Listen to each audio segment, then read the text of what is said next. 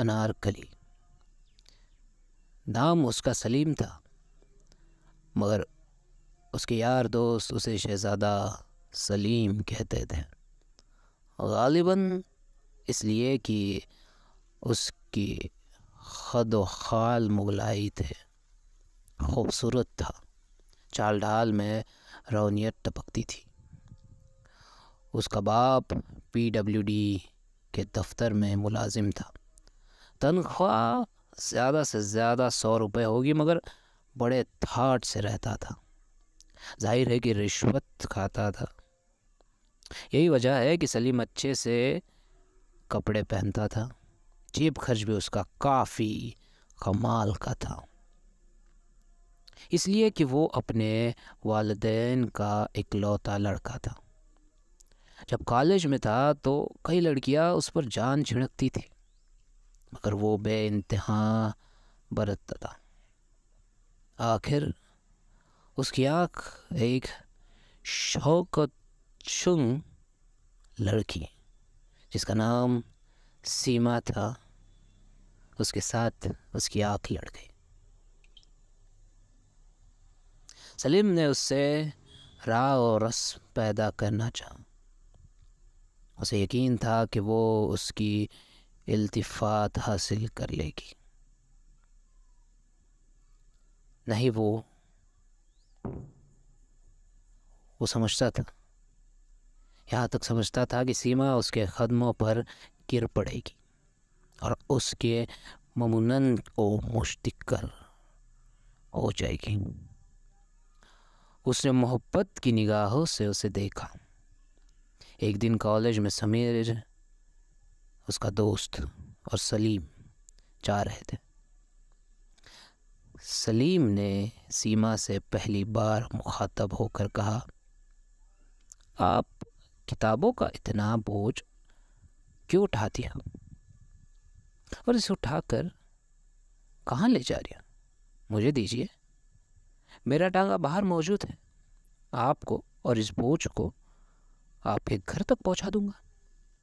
سیما نے اپنی باری بھرکم کتابوں بغل میں دباتے ہوئے بڑے خشک لہجے میں جواب دیا، آپ کی مدد کی مجھے کوئی ضرورت نہیں، بہرحال شکریہ ادا کرتے ہو چلی جاتی ہے۔ شہزادہ سلیم کو اپنی زندگی کا سب سے بڑا صدمہ پہنچا۔ چند لمحات کے لیے وہ اپنی خفقت مٹاتا رہا۔ اس کے بعد اس نے سیما سے کہا، عورت کو مرد کے سہارے کی ضرورت ہوتی ہے، مجھے حیرت ہے کہ آپ نے میری پیشکش کو کیوں ٹھکرا دیا؟ کیوں؟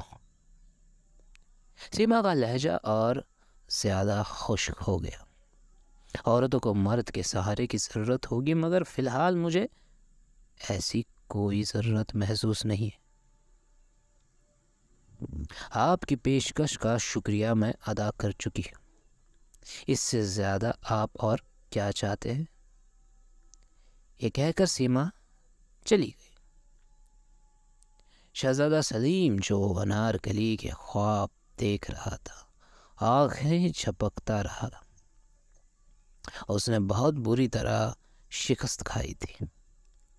اس کے قبل اس کی زندگی میں کوئی لڑکیاں آ چکی تھی جو اس کے آبرو کے اشارے پر چلتی تھی، مگر یہ سیما کیا سمجھتی ہے اپنے آپ کو؟ اس میں کوئی شک نہیں کہ خوبصورت ہے۔ جتنی لڑکیاں میں نے اب تک دیکھی ہے، ان میں سے یہ سب سے زیادہ حسین ہے، مگر مجھے ٹھکرا دینا یہ بڑی زیادتی ہے۔ میں ضرور اس سے بدلہ لوں گا، چاہے کچھ بھی ہو جائے۔ شہزادہ سلیم اس سے بدلہ لینے کے لیے اسکیمیں بناتا تھا، مگر بار بار ثابت نہیں ہوئی۔ اس کی ساری اسکیمیں فیل ہو رہی تھیں۔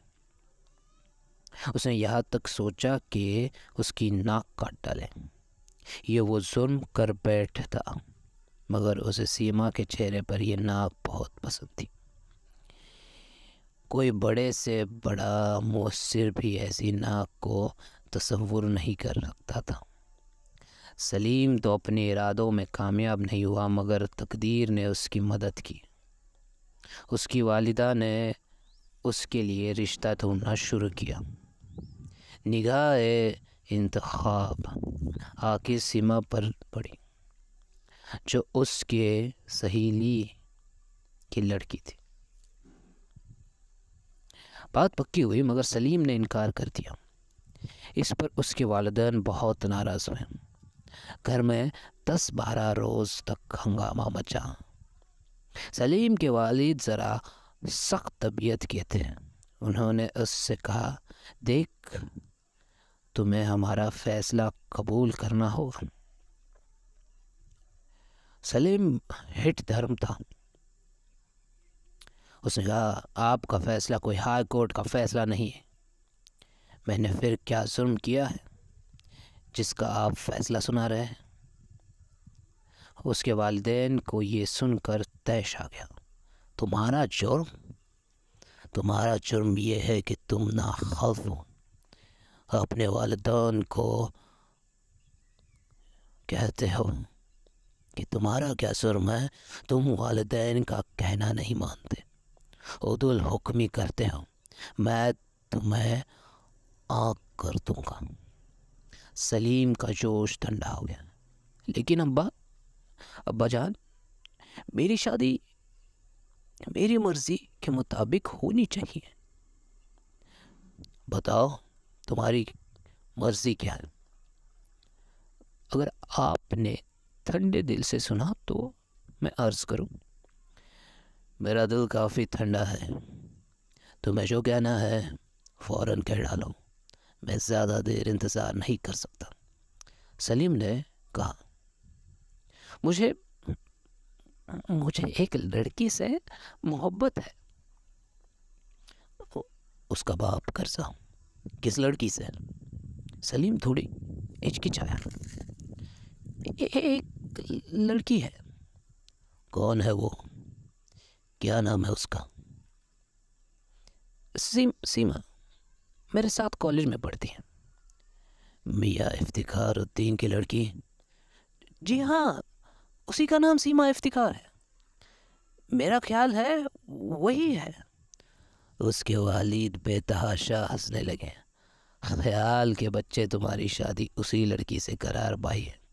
کیا وہ تمہیں پسند کرتی ہے؟ سلیم بوکھلا سا گیا۔ یہ سلسلہ کیسے ہو گیا کہ اسے سمجھ نہیں آتا تھا کہ اس کا باپ جھوٹ تو نہیں بول رہا۔ سلیم جو سوال کیا اس کا جواب اسے والد سے نہیں ملا، چنانچہ انہوں نے کڑک سے پوچھا، سلیم، مجھے بتاؤ، کیا سیما تمہیں پسند کرتی ہے؟ سلیم نے کہا، جی نہیں۔ تم نے یہ کیسے جانا؟ اسے ایک بار میں نے مختصر الفاظ میں محبت کا اظہار کیا، لیکن اس نے مجھے تمہیں در اعتنا نہ سمجھا۔ جی ہاں، بڑی بے رخی برتی۔ سلیم کے والد نے اپنے گنجے سر کو تھوڑا دیر کھجلایا اور کہا، تو پھر یہ رشتہ نہیں ہونا چاہیے۔ میں تمہارے ماں سے کہتا ہوں کہ وہ لڑکی والوں کو کہہ دے کہ لڑکا رضامند نہیں۔ سلیم ایک دم جذباتی ہو گیا۔ نہیں ابا جان، ایسا نہ کیجیے۔ شادی ہو جائے تو سب ٹھیک ہو جائے گا۔ میں اس سے محبت کرتا ہوں، اور کسی کی محبت اکارت نہیں جاتی۔ لیکن آپ لوگوں کو میرا مطلب ہے کہ یہ سیما کو یہ پتہ نہ لگنے دیجیے کہ اس کا بیاہ مجھ سے ہو رہا ہے، جس سے وہ بے رخی اور بے اعتنائی کا اظہار کر چکی ہے۔ اس کے باپ نے اپنے گنجے سر پر ہاتھ پھیرا۔ میں اس کے متعلق سوچوں گا، یہ کہہ کر وہ چلے گئے۔ انہیں ایک ٹھیکیدار سے رشوت وصول کرنی تھی۔ اپنے بیٹے کی شادی کی خارجات سے سلسلے میں شہزادہ سلیم جب رات کو پلنگ پر سونے کے لیے لیٹا تو اس نے انار کی کلیاں ہی کلیاں نظر آئے۔ ساری رات وہ ان کے خواب دیکھتا رہا۔ گھوڑے پر سوار باغ میں آیا ہے، شاہانہ لباس پہنا، اسب تازی سے اتر گیا، باغ کی ایک روش پر جا رہا ہے۔ کیا دیکھتا ہے کہ سیما انار کے بوٹے کے سب سے اونچی شاخ سے ایک ناخوش کلی توڑنے کی کوشش کر رہی ہے۔ اس کی باری بھرکم کتابوں زمین پر بکھری ہوئی، زلفیں الجھی ہوئی ہے اور اچک اچک کر اس شاخ تک اپنا ہاتھ پہنچانے کی کوشش کر رہی ہے، مگر ہر بار ناکام رہتی ہے۔ وہ اس کی طرف بڑھا کہ جھاڑی کے پیچھے چھپ کر اس نے اس شاخ کو پکڑ کر اور جھکا دیا۔ سیما نے وہ کلی توڑی جس کے لیے وہ اتنی کوشش کر رہی تھی، لیکن فوراً اسے اس بات کا احساس ہوا کہ شاخ نیچے کیسے جھک گئی۔ وہ اب یہ سوچ رہی تھی کہ شہزادہ سلیم اس کے پاس پہنچ گیا تھا۔ سیما گھبرا گئی، لیکن سنبھال کر اس نے اپنی کتابیں اٹھائی اور بغل میں داب لی۔ انارکلی اپنے جوڑے میں اڑس لی اور یہ خوش الفاظ کہہ کر وہاں سے چلی گئی۔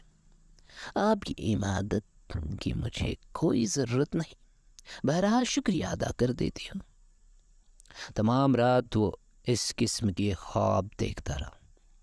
سیما، اس کی بھاری بھرکم کتابیں، انار کی کلیاں اور شادی کی دھوم دھام۔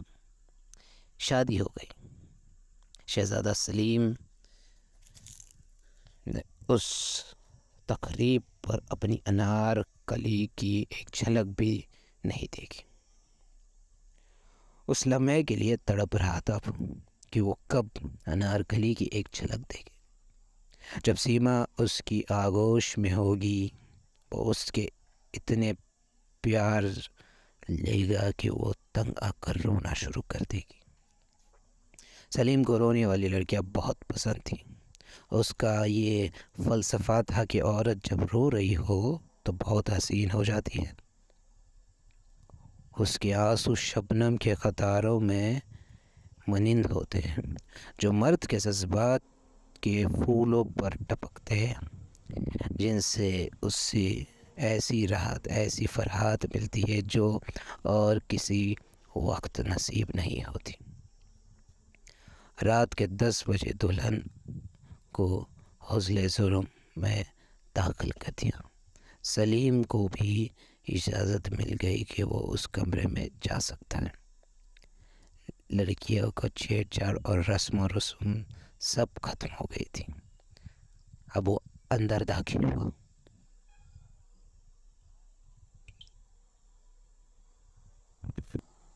پھولوں سے سجی ہوئی مسہری پر دلہن گھونگھٹ کاڑے ریشم کی کٹڑی سے بنی بیٹھی تھی۔ شہزادہ سلیم نے خاص اہتمام کر لیا تھا کہ پھول انار کی کلیاں ہو۔ وہ دھڑکتے ہوئے دل کے ساتھ مسہری کی طرف بڑھا اور دلہن کے پاس بیٹھ گیا۔ کافی دیر تک وہ اپنی بیوی سے کوئی بات نہ کر سکا۔ اس کو ایسا محسوس ہوتا تھا کہ اس کے بغل میں کتابیں ہوگی جنہیں وہ اٹھانے نہیں دے گی۔ آخر اس نے بڑی ضرورت سے کام لیا اور اسے کہا، سیما۔ یہ نام لیتے ہی اس کی زبان خشک ہو گئی، لیکن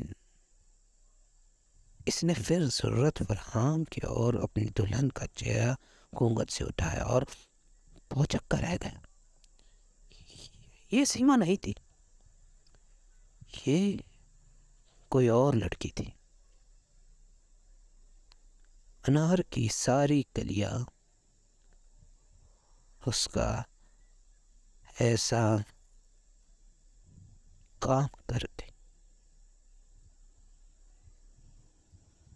اسے لگا کہ